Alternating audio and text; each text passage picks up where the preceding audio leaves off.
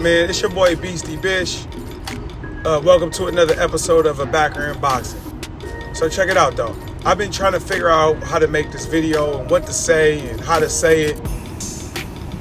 And I think I just gotta come out and say, everything is levels, right? And I just think the competitive nature of Terrence Crawford and Terrence Crawford's and the people who understand Terrence Crawford, who got that same, who cut from that same cloth, or just who see it, you know what I'm saying, is way higher than Errol Spence's people.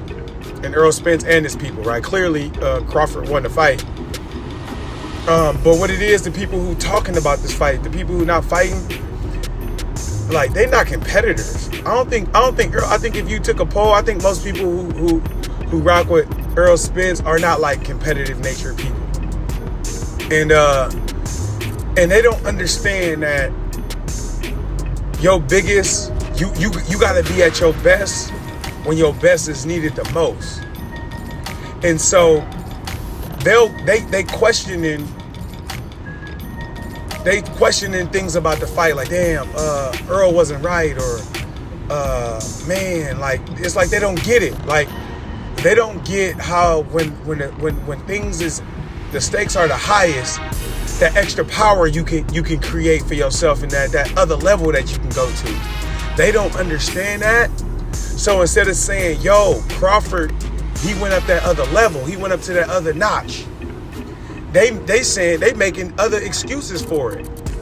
It's not their fault, bro. They just don't have that, right? So they don't know how to project that onto somebody else. Like, yeah, I know how I go up another notch. You know what I'm saying? I know how I'll do it. They can't do that. So it got to be some outside source. Like, it got to be like some other thing. Spence had a neurological problem, or he was high before the fighters. Crawford had metal. He had loaded gloves. Like, you know what I'm saying? Like, they don't have that level, so they can't like dig internally and be like, okay, I can see how that happened. They don't. You get what I'm saying? Like, they don't have that. That got to be the reason. But the crazy part about this is they got Errol Spence this ass whooping though. Errol Spence's fans got him beat up. All the shit that y'all been talking. You know what I'm saying? Like, all of the shit y'all been talking. He too small. 80-20. He ain't fought nobody. He lying. He inconsistent. He a bum. Right? He ain't fought nobody. Right? Earl gonna take his soul. He gonna snatch his soul. He gonna break down his body. Like, y'all can't talk to nobody like that and then expect that person not to turn up. You get what I'm saying? And Errol Spence fans don't have the ability to go internal and be like, you know what? I was wrong about this. Where did I go wrong at? Let me do my own homework on myself and break down myself and my logic and the way I process things, and come back to, you know what I'm saying, and figure out where I went wrong. Like, that, they ain't got the ability to do that. So they got to put it on something outside of themselves, right? And I think before this fight, Errol Spence, why he looked different was because the stakes was just too high. The stakes was too high for Cuz. And the reason why is because he himself was looking for motivation outside of himself. Bruh, I'm gonna say it again. He was looking for motivation outside of himself. And I heard it in his words when he was like, when you think about losing the fight, which all fighters do, right? How do you rationalize it to yourself? And the way Errol Spence rationalized it to himself was like, hey, man, there's people in other countries, Haiti and hungry, people without food and stuff. So if I lose, like, I can't be too mad about it because I'm living a good life. You know what I'm saying? Like, that right there is good motivation, but it's levels, bro. And I could kid you not,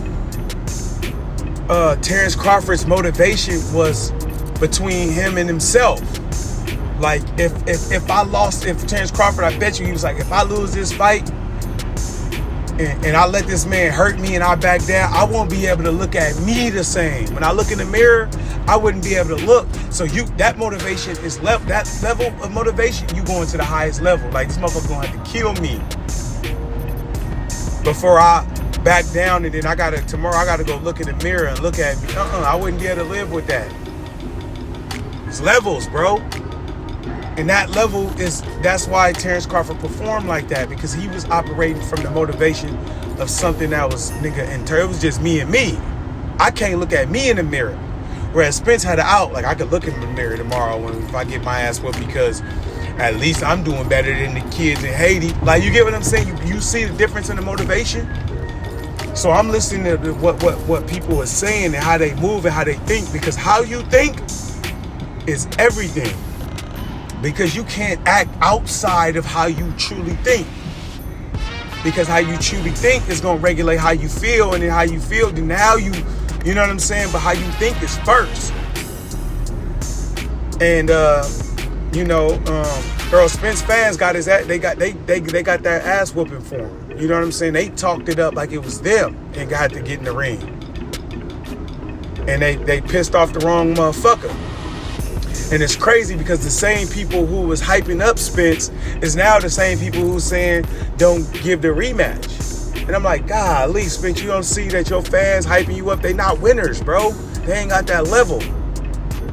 Because they know they need to be telling you, hey, Spence, get back healthy, bro, and come back again.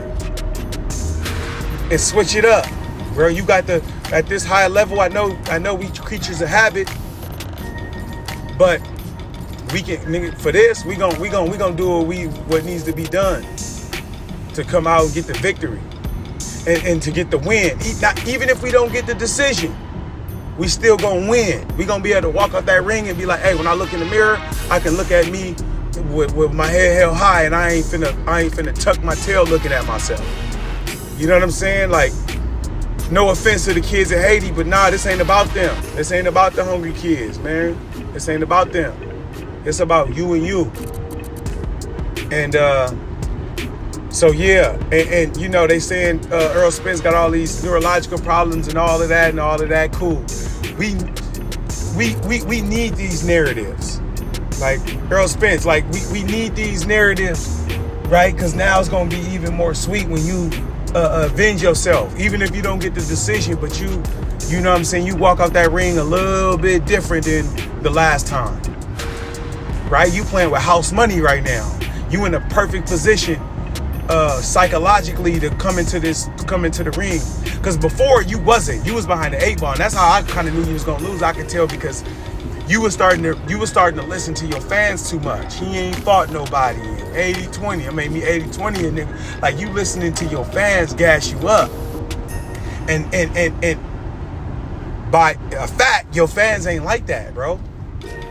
They not like that. They not built like that. They not built like you, bro. Don't listen to these motherfuckers. They not winners. Clearly, they picked you to win. Like, they was off. Like, their logic is off. And so, you got to go back to the drawing board and make that shit about you and you. Fuck all the fans and fuck being embarrassed and all that. Like, you already faced it now. You playing with house money going into this and going into the rematch. You in a perfect mind state now to take this rematch, because now you hunting now. Because before you was being hunted. You was being haunted because all of the shit your fans was saying got Terrence Crawford hot. Now Terrence Crawford is, you know, he won the first fight, and he even said it. This first fight is the only thing I'm worried. Like, this is the rematch is whatever. This first fight, I want this one. He was hungry. He was hungrier than you.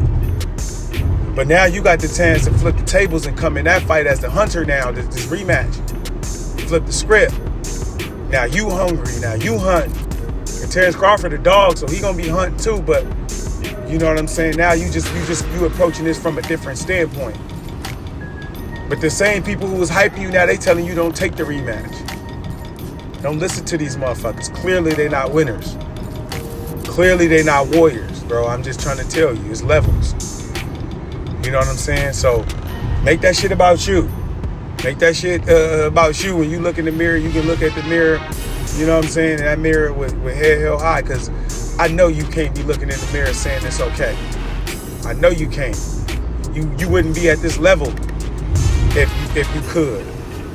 So go back to that drawing board, man, and do your thing, man. Good luck. And shit, I'm an underdog guy, and I can sense the world going with Earl. So I had to look at like, nah, whatever way the world leaning, you got to look into it deeper, because you feel me. There's a lot of sheep out there.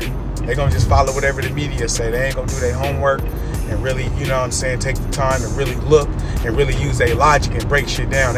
It's emotional. They're gonna use emotions to, they want to sensationalize media. You beat up Floyd Mayweather in sparring and all that shit. They ain't gonna really look. But nah, you got everything it takes to beat Crawford. You got the physical tools. Now you just didn't have the mindset. Now you got the physical. Now you got the right mindset coming into this rematch, man. Man, go in there and try to get you a dub, man. Even if you don't get the decision. You heard? It's your boy Beastie, man. I said what I said. I hate Spence fans, bro. But at the end of the day, we need them, right? Because we need them to know where we stand. We need that lower level so we know, what the higher level is.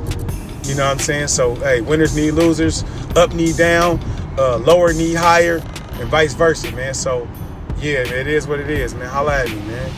You're